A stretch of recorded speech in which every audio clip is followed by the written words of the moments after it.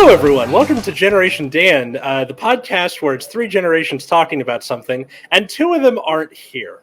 Uh, Caleb's showing up later. Dino's on vacation. I'm Atlas Novak. I'm your millennial. And my guest today, he was the winner of the Big Sky Comedy Festival, my good friend Chris Cope. How are you?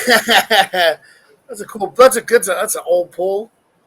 This guy in 2015 did something in Montana.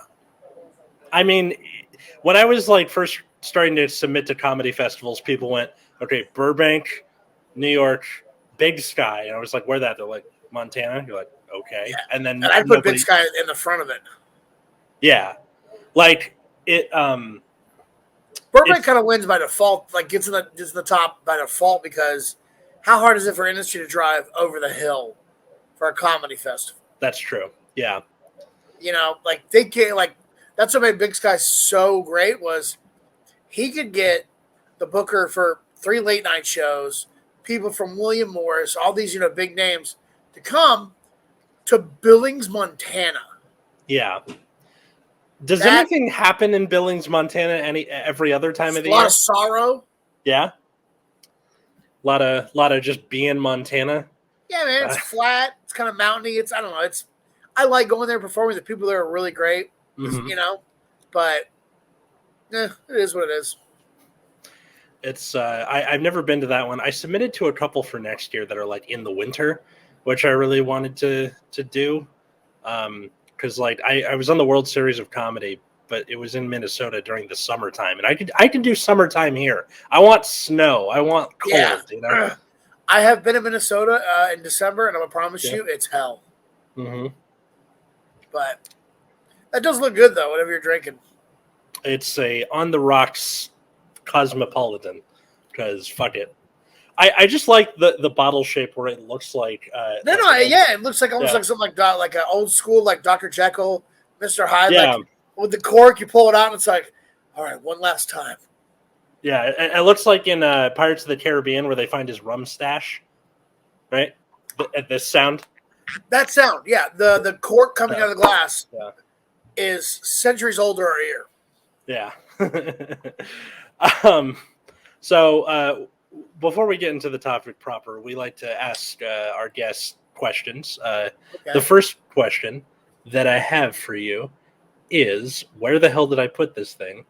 The drink is right in front of you. No, not that. The first question I had was, what is an embarrassing song from your playlist? Benny Mardones, Into the Night. Do I don't think I've heard that, no. She's just 16 years old. Leave her alone, they say.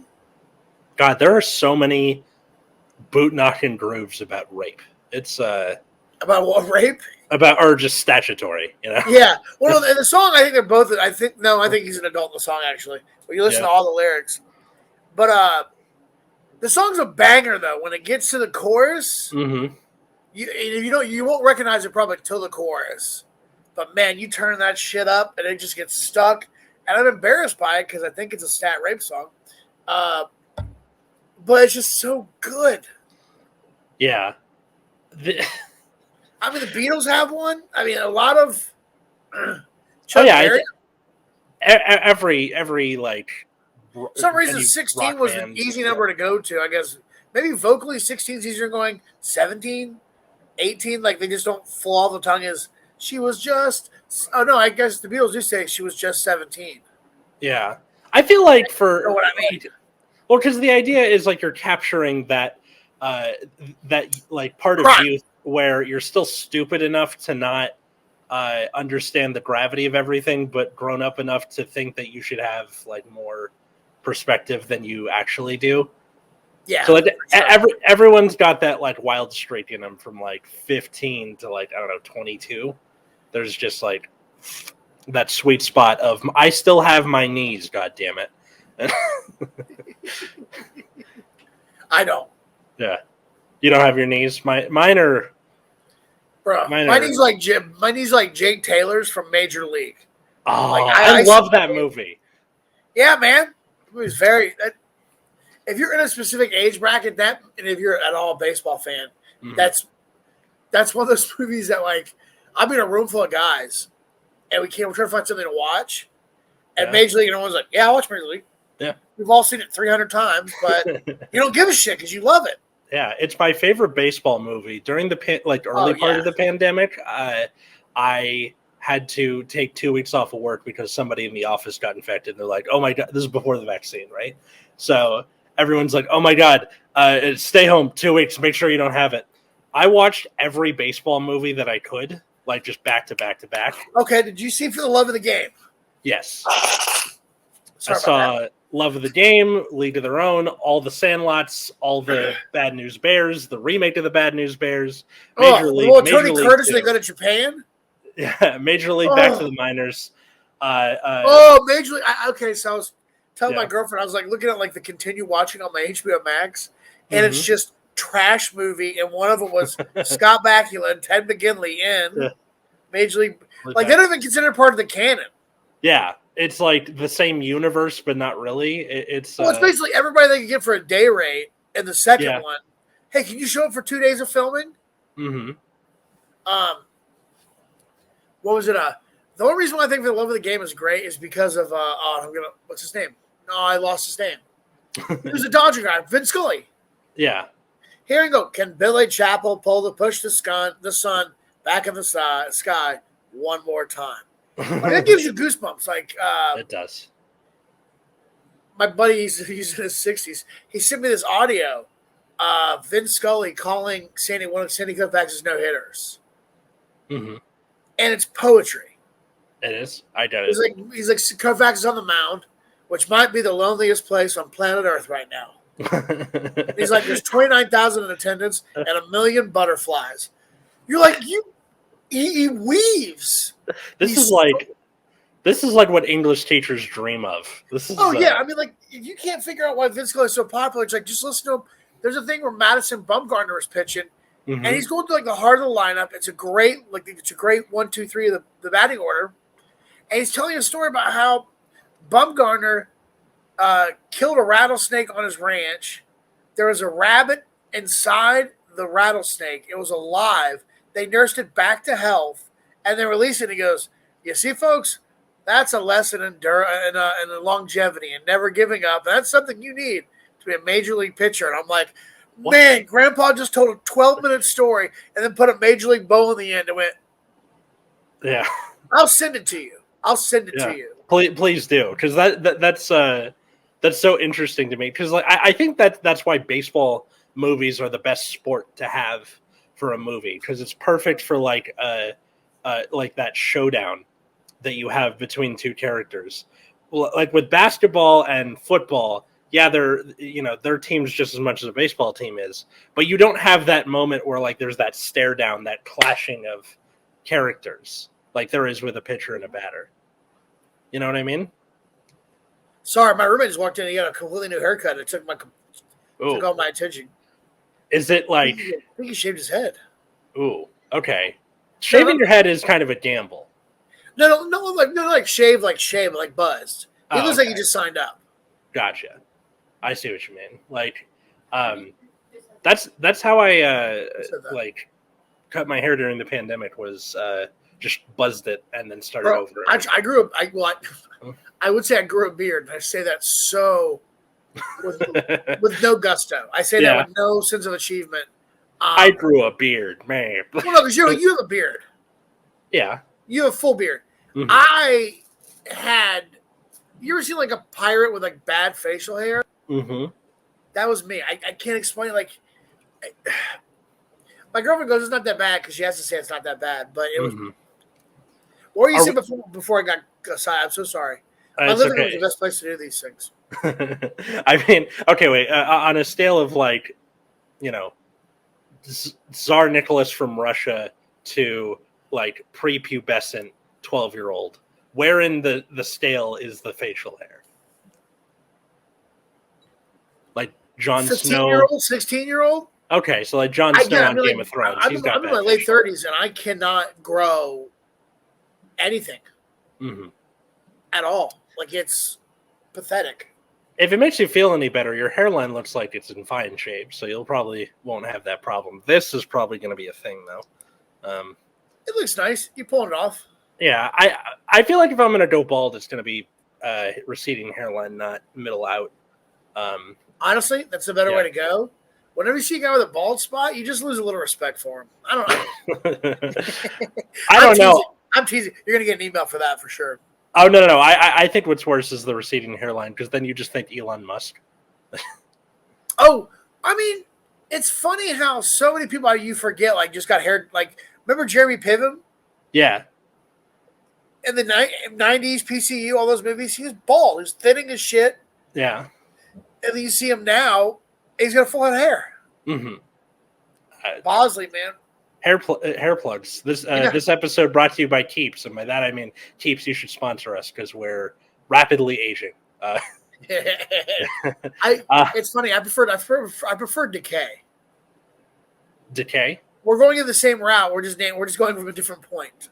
Oh, okay. Starting the grave backwards, starting the birth forward. Yeah, good point. Well, speaking of aging, what is something you like to do because you are a grown-up and no one can stop you? I can have breakfast like for dinner. Like if I want a bowl of cereal, I don't have my mom squawking in my ear going, eat something better for dinner, eat something better for dinner. It's like, no, I'm going to have 3 bowls of Cocoa Puffs, and no one can stop me. Maybe being an adult's actually not that good for me. Yeah, I feel like it's the second most popular answer on this show. The first one is drugs, because duh. I mean, I didn't want to say that. Yeah. But also, I did drugs as a juvenile, Sure, but it's the kind of thing. Well, because like you can still have that spirit as a kid, except an adult can stop you. Very fair. But understanding that as an adult, like it's your consequence, and you understand that when you take it on. I got to say, if they ever find out a way to regress people, that is very scary. Where they're like, "All right, we fucked up. Let's raise the kid over again." I think you should be able to do that like at a certain age, and then once they reach that age, like a threshold, you can't go backwards. It's like once he gets to 12, and if he's a shit at 12, you're just dealing with a shit.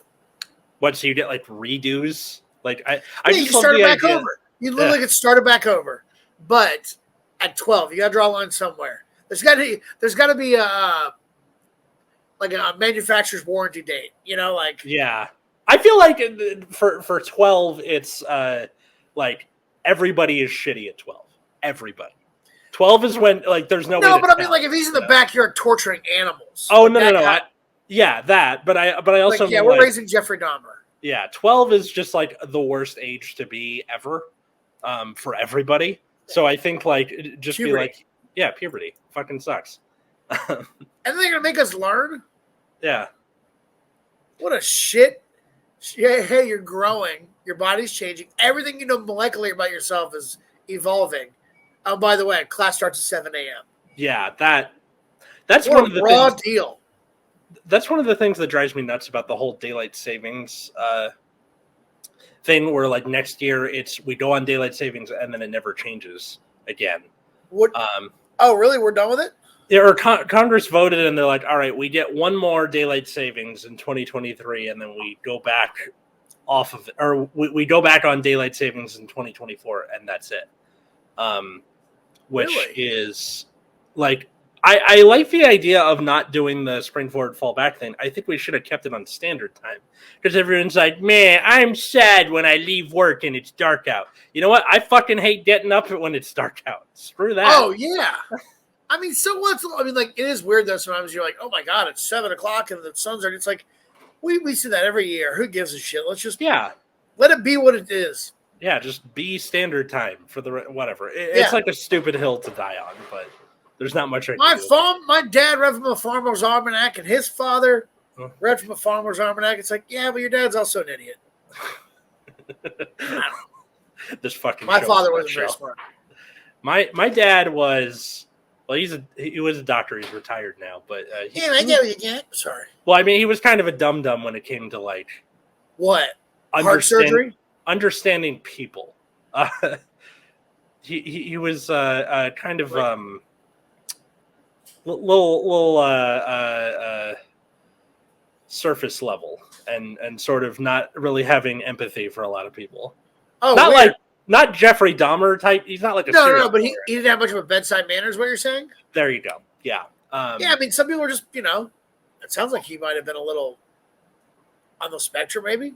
Maybe. I mean, he got his BS in engineering and then later got like a PhD and just like all this stuff where it's like good doctor, and now that he's retired because he has Parkinson's and he is so bored. I don't know how to explain it to him. I am sorry to hear about your dad's Parkinson's, though. Honestly, I'm waiting for it to hit me. It's like because his dad had it too. So if Parkinson's comes with a lightsaber, I am a Jedi like my father before me. Oh man! Wow. Yeah. I'm sorry. What are you gonna do? But I think of a name like Atlas, you'd be able to, I guess you're supposed to carry a lot. I'm hoping just for like an Advil, cold flu, and Parkinson's by that point. Oh yeah, you're hoping by 2045, I just walk in and get like a tablet on my tongue. Like, yeah. All right, next week you come in for your Parkinson's. Yeah. Hopefully. I mean, we'll see. But aside from that, it's like I'm trying to explain to him that like this is the thing you should be excited about, is not having to deal with work again. Yeah. The ability to do whatever you want, but because it's so wrapped up in his identity, he's bored. That's what I'm like. It's like it'd be hard for me to quit doing stand up, even though I got so mad and sick of it.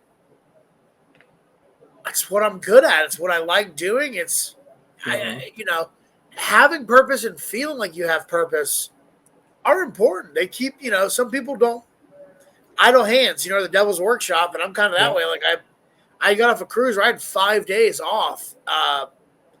And man, I didn't know what to do with myself. I know I watched a lot of TV, but I need to work. I need to have, I have that workhorse, like put the bit in my mouth and I want to keep going. So I understand why your dad, you're supposed to only think about it. He did something for 35 years, 40 years. Your body, like you're engineered to. Yeah. If you don't do it, you feel like you're doing something wrong. When did you start doing stand-up? I was 19. 19. And you said the late 30s now? Yeah, that's about as far as we're going to go with that answer. Yeah, I'm almost there because like I started at 17 and I'm 28 now. So I'm about halfway to where you are. I don't think I could have started any early because I got told like I wasn't allowed to sit at the bar at my own comedy club until I was like 21. Yeah, same. Hang on one second. So he's finally here. Caleb, what's up, buddy? The long-awaited now the party started of the prodigal son. The youthful energy this show has been craving for weeks has returned. Yeah, that's what we were saying. How the hell are you? I'm good, man. I'm just hanging out. I got to go to Moore Park tonight for a show. Sweet. Wait, Moore Park? That's Moore Park, like the street, or no, like the place. Oh, okay. I was gonna say that's why I have a heart out. Gotcha. I live on near Moore Park. Like that's from. Oh, I live on right off Moore Park myself. Oh, there you go. Yeah. So I'm not going to give any more information than that. Yeah, same. But, I'm not going to dox myself. But I mean, I'll take a social security number or a credit card information. Yeah. Either one. I mean, drop it in chat, drop it on Twitter. Mine's only 5 numbers. I got to figure that out. Yeah. Okay. Shout out to your generation, by the way, for putting up Justice Clarence Thomas's credit card on the like. It was somebody on TikTok just here's his credit card, and then people just bought a bunch of shit. Yeah, I mean that's what's up. You know what? It's like if our politicians are not going to do anything, and our Supreme Court justices are going to betray us like that, then let's you know what? Take it to the streets, burn their fucking houses, put their PlayStation 5 on, make their job, make their lives hell, because that's what they're doing to other people. Yeah, it's like there's got to be. We just got to figure out. There's got to be more consequence, and even if it's just making their lives shit. Yeah, or just you can't go to a restaurant and eat peacefully ever again. It's just going to be people throwing stuff. Poor Clarence Thomas. Somebody charged your credit card. You had to call the number on the back of the card to get something done. How about the woman that's got to travel 15 states to get an abortion, or doesn't get that and dies? Yeah. So fuck him and his credit card. Sorry. No, it's okay. Yeah, no, fuck you, Clarence. Yeah, Buy me a Clarence. PlayStation 5 with a copy of Miles Morales Spider-Man, bitch. Man, can you get a 5 still? I can't.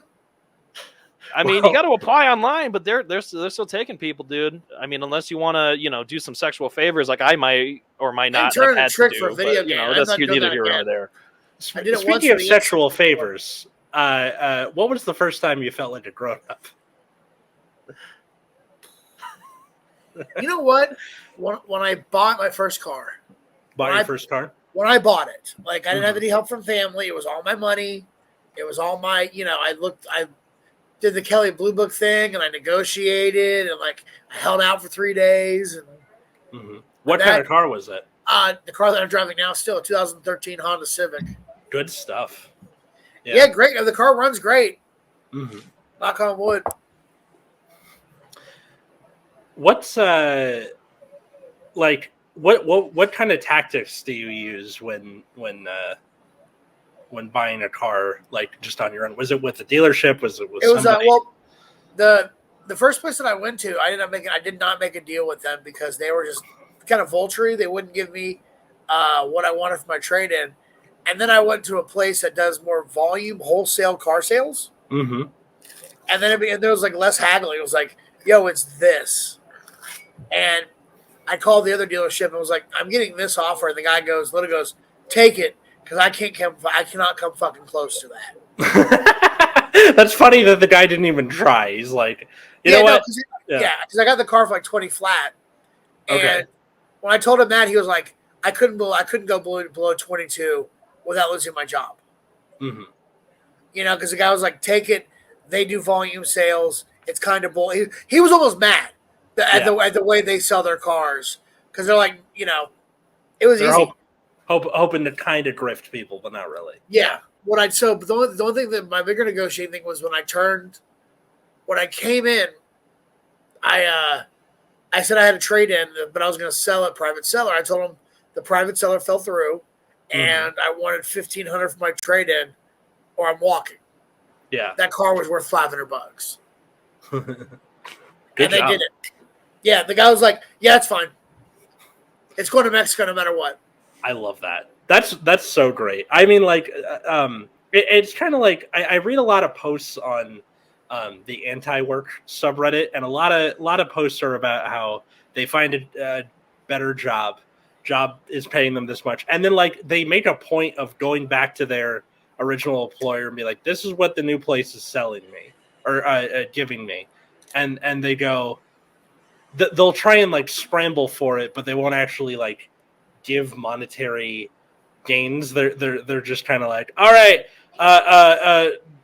2 more days off a week, and they're like, all right, fuck it, bye. Like, yeah, I mean, at least that guy went like, I just can't match. Like, it'd be great if they just went, we can't match. Great, it, good fun. for you. You literally got a better value for yourself. Yeah. Kudos. Yeah. You should. You shouldn't be ashamed. Or I don't know why I'd go back to a former employee to rub it in his face. I'd be like, you know what? If I'm already looking and I've already gotten an offer and it's already better, off I'm cool. Do you guys have any good quitting a shitty job stories? Ooh, quitting a shitty job stories. Not real. No, I just don't. I just stopped showing up. I I don't quit. I just don't quit. I just like all of a sudden, then they can't get a hold of me. I've disappeared on several jobs. Yeah, the Irish quit by. Yeah, pretty much. I just the Irish resignation. Yeah. They there he is with his vape and his youth. He's a Zoomer. I worked in the closet, bro. I used to work at a dog groomer because I took a gap year between high school and college, and that was like my job while I was doing it. And I quit after there was this lady who brought in 2 pugs who were like the shittiest dogs I have ever dealt with.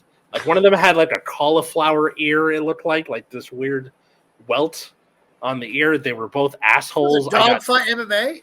I don't know. I got peed on. I was just like, all right, I'm done with this. Did you ever have to excrete the butthole?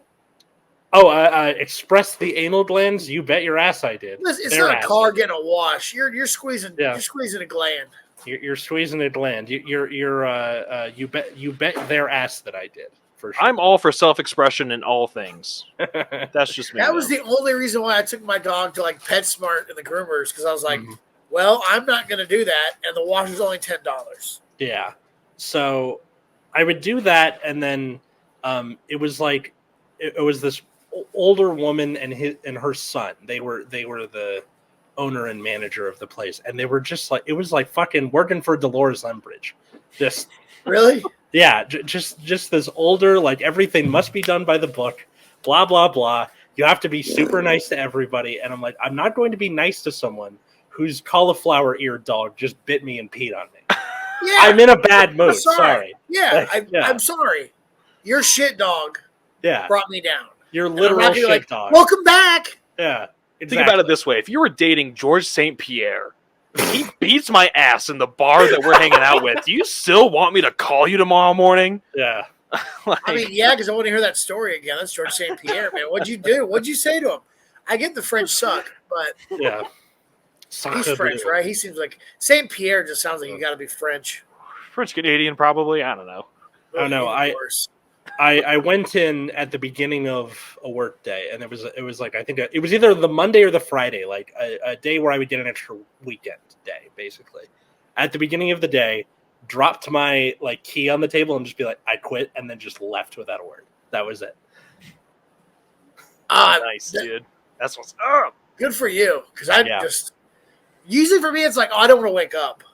Mm-hmm. So I just turn my ringer off, turn my phone off. And then I keep my phone off for like 3 or 4 days. I leave a tattered, bloody shirt near somewhere so someone can find it. Like with this job, like they don't know if I quit or died, and I kind of like that. And then I come in 2-3 years later, guys, you won't believe what happened. There's like a news story. Local man Chris Cope has been presumed dead after finding his bloody shirt next to the dumpster behind it. Yeah. No, it turns out me and this badger were fighting over a honey bun. It cut me up pretty good. Yeah. And then I hit my head, didn't know who I was for almost 19 months. Could have happened to anybody. Yeah, honey bun badger don't care. That got me. I mean, like, I've like jobs where, it was a crappy job, but at least the manager wasn't terrible.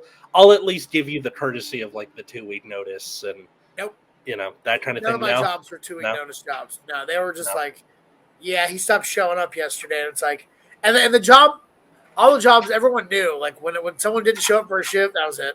Mm-hmm. I used to work at a convenience store too. Oh, I did too for like 2 weeks. It was like this little Japanese convenience store on the promenade. Do you remember Famima? Chris, you ever been to that? So it was it was a little thing. And like I used to work there, and the manager was like perfectly nice. He was only there 1 day a week. He didn't really get in anybody's way. The only downside was he would play the same playlist in the same order every single day. Oh, when I worked at a barbecue joint, they did the same thing. You could almost tell what time it was in your shift. Yeah, you hear like, look, Sarah's on. We're almost going to get cut. Yeah, or it's like, you're out of touch by Hall & Oates is playing. Time to go home. I like how we just both said Hall & Oates songs. I just went, you had to preface it, and I wanted people to just know. Yeah. People know Sarah. Mm-hmm.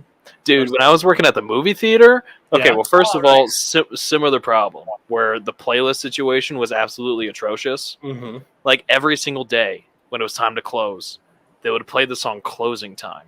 Of course. Oh, shut up. They were that cliched. Single day, dude. It was traumatic. Like I had just gotten done cleaning up vomit with a broom at a Theater 12 because someone wanted to bring their flu-ridden child to see the Star Wars premiere for some reason. And now I have, dude, it was terrible. So I quit that job just by oversleeping. That's all I did. Like I just, you quit. You quit your dreams.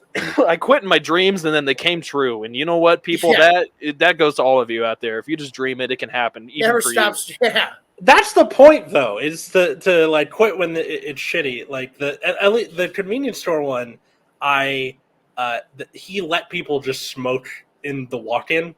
Like people would just smoke joints in the walk-in. This is Santa Monica, California, in the mid to late 2010s. So weed is very apparent most of the time. Yeah. Yeah. It's only gotten worse. Definitely. No, I worked at a weed dispensary too. That was super fun. Wow, they usually hire hot girls. I was the receptionist, so I wasn't. Yeah, you weren't a counter girl.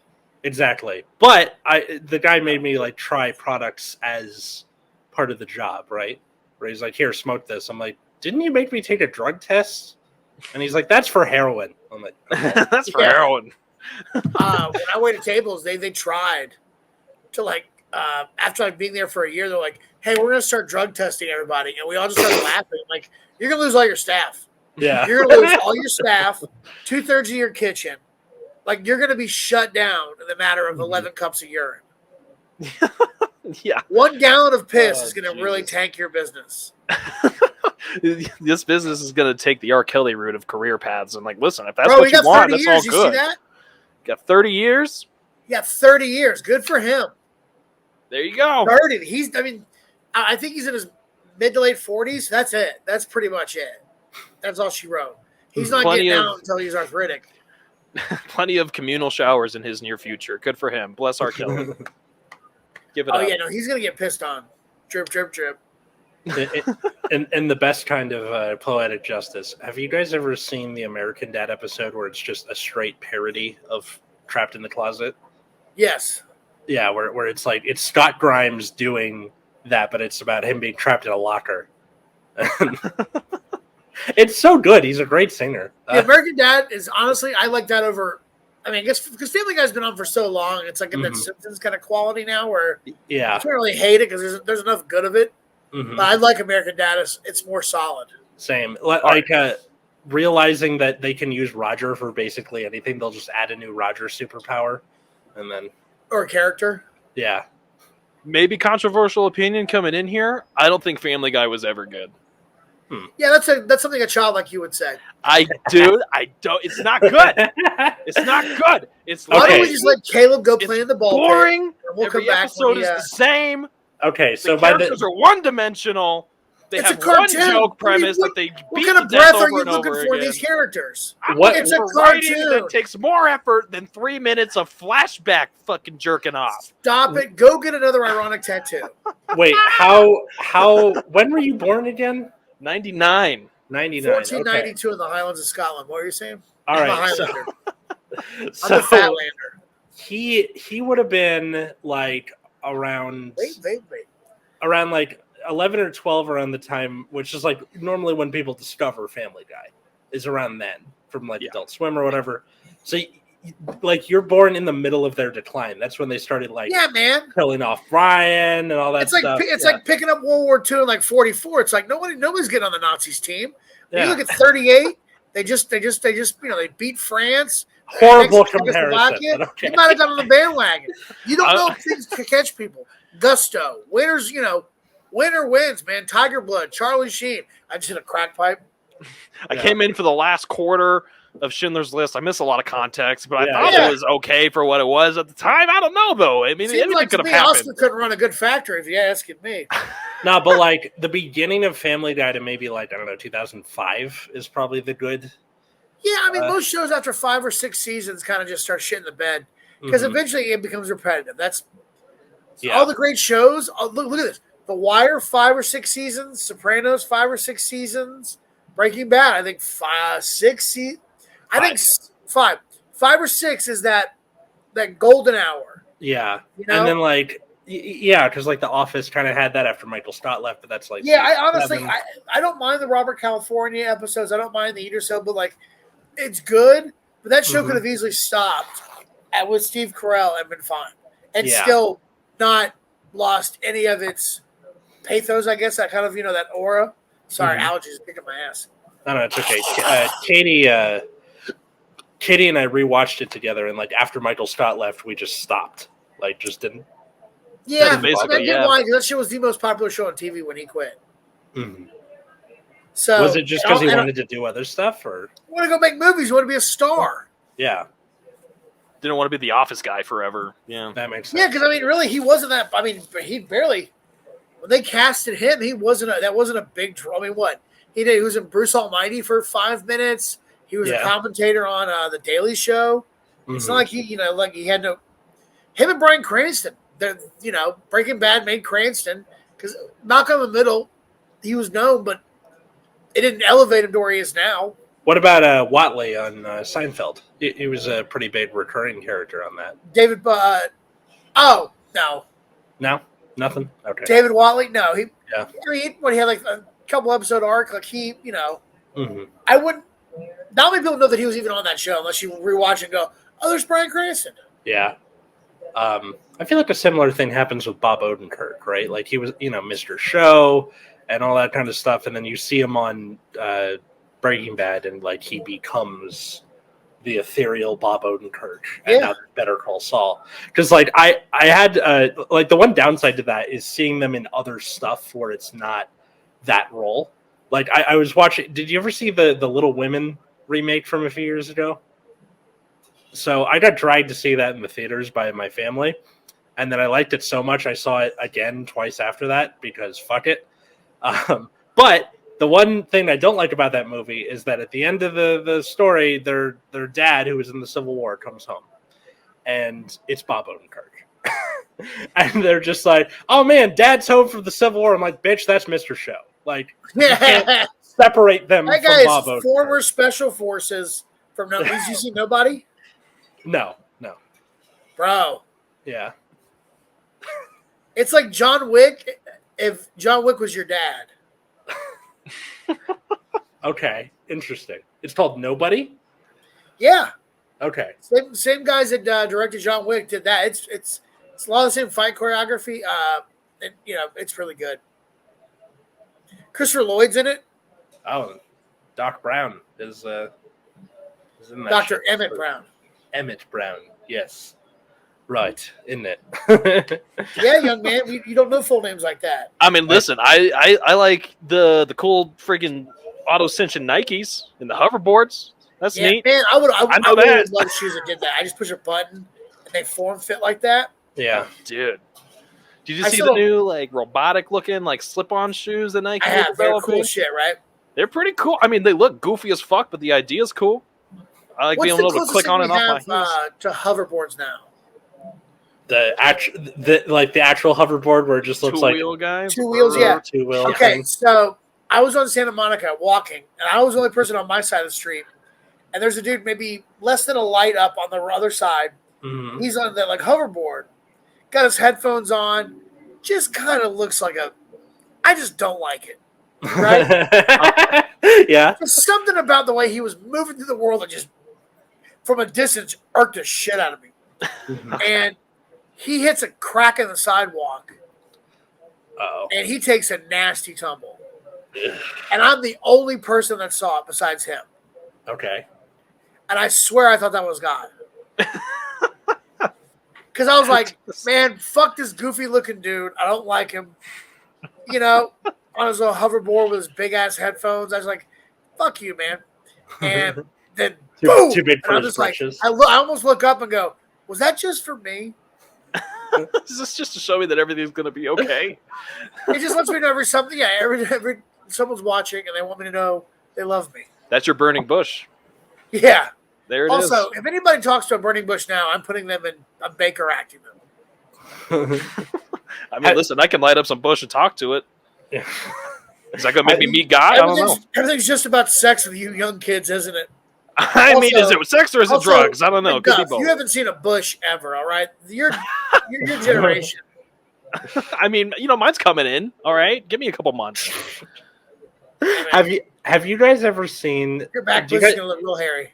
Did you guys listen to Harmontown when that was the thing? When he was still doing that?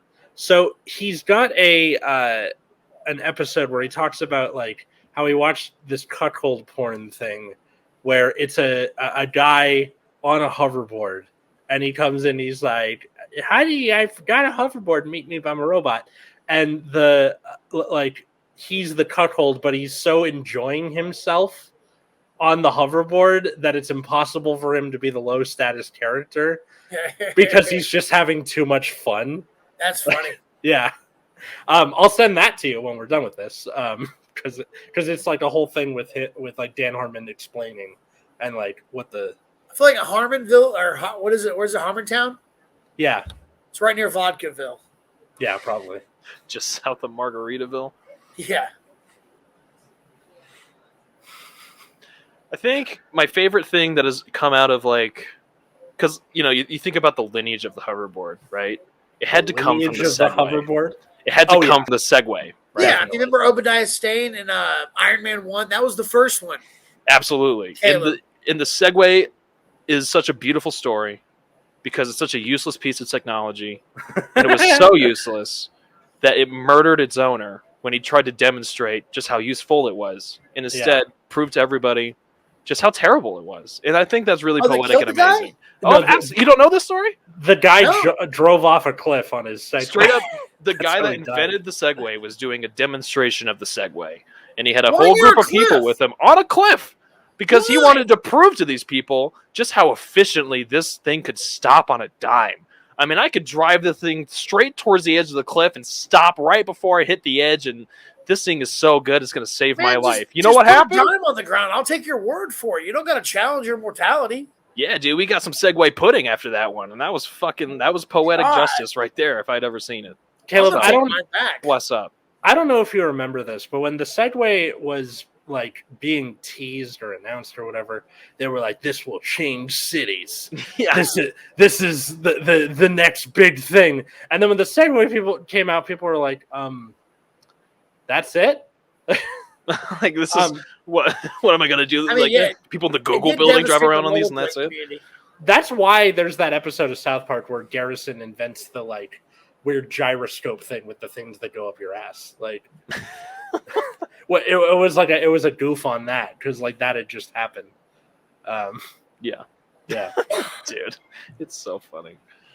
It's so funny. I love when like just shit backfires on people in a spectacular way. Oh, it's especially funny against like rich people where they're just like that hubris just.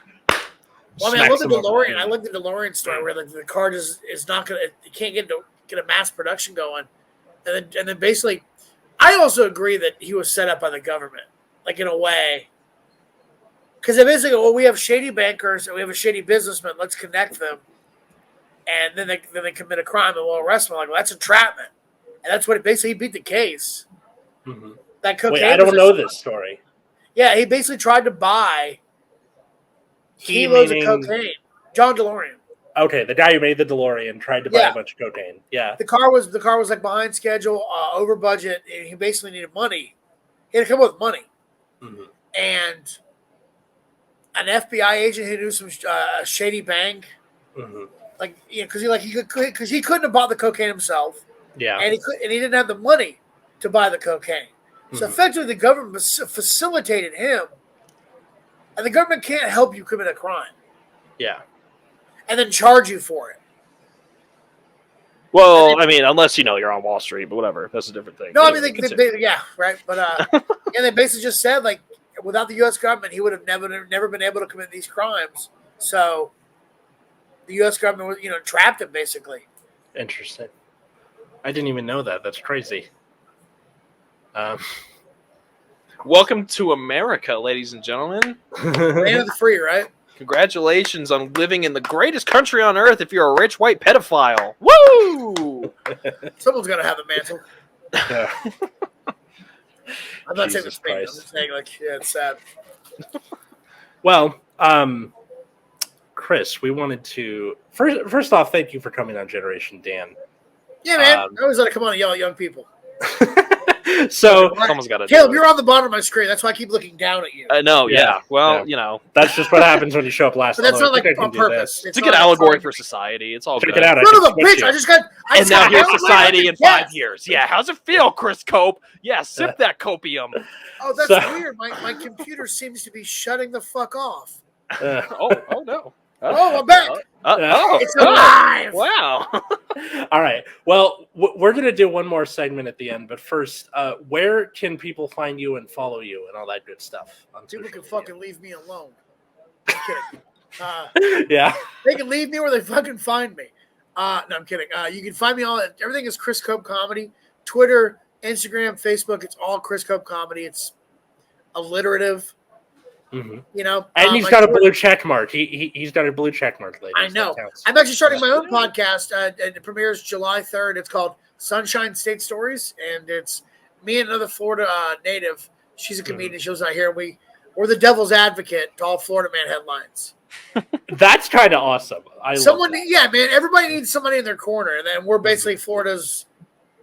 We're the public defender. Florida's vindicators. Jesus Christ. You can find the show at Generation Dan on Twitter. Find Dino, who's not here, at Dino the Genetic One on Twitter. You can find me at Atlas Novak on Twitter or Instagram, or follow my other show at Nexus at Nights, which is about a trading card game. How about you, Caleb? Well, you can find my barren wasteland of a Twitter profile at Caleb C. McDuff. There's nothing happening there. Yeah. Don't bother. I mean, listen, if you want to look at my headshot that I got taken at a comedy festival for free because I happened to be there, go for it, because it's there. But that's all you're going to find. A lot of vape reels. Well, listen, that's my private account, okay? And I don't know how you found that, but if we're going to plug it, we might as well, okay? So you can find that there as well. Yeah, it's your only vapes. You can find my only vapes. Nice. You can find my only vapes. We can talk pepperonis and nicotine all day. Doesn't matter. Either way you want to have it. There's pepperoni in my fridge right now, actually. If they ever make a nicotine pizza, we're all fucked. Nicotine pizza? Yeah, that might be the episode title. We'll see. Okay. This pizza will wake you up in the middle of the night. Yeah. It's shockingly addictive. All right. Make you shit blood, but hey. Yeah. All right. So, Chris, what is the most memorable set you've had as a comedian, good, bad, weird, or otherwise? It has to be when I got to go do Conan. And I know it's such like a weird, like such an easy go-to, but like the set for basically getting told Monday midday that I'd be taping 2 days later and have it go well.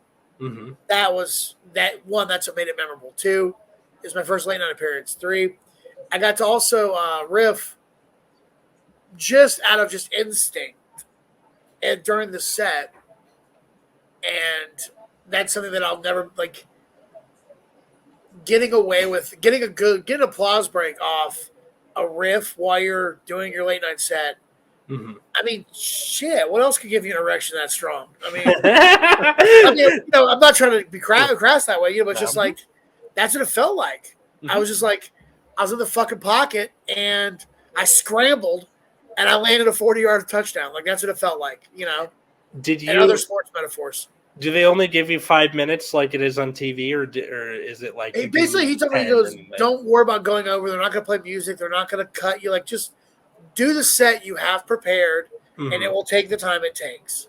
Okay, gotcha. That's cool. And that's nice. It's one of those things where it's like I had to sum up 13 years of what I learned and my ability and all that stuff for this like 5-minute moment, and I showed up, and that's ultimately that's why it's more memorable, because it's just like when it was my moment to fucking deliver. I delivered. You can't ask more. You can't ask more of yourself. Yeah, that's really cool. And we haven't had somebody who's been on like that late night thing tell their story like that, and I really love that. Cool. I'm glad. Yeah. I'm glad. Yay. We ended on a positive note. Yeah. Let's go. If you had enough time, we also do this other thing where we go through like an r/relationships post and commentate on it. Did you want to do that too, or? I'm gonna have to I gotta get my pants and shoes on. I'm not wearing pants right now, so. Gotcha. I assume we're getting kind of close to the end, so I want to get in the car and go. But, all right. Well, sorry. I'll come on more time. I'm always down for fun. We'll definitely have you back. Go. You stayed your hour. Well, thanks everybody for listening. Leave a like, leave a comment, tell your friends, please, all that good stuff, and have a good. Send me those clips you guys are gonna send me. I will. Bye, everyone. Awesome. All right, guys, I gotta put pants on.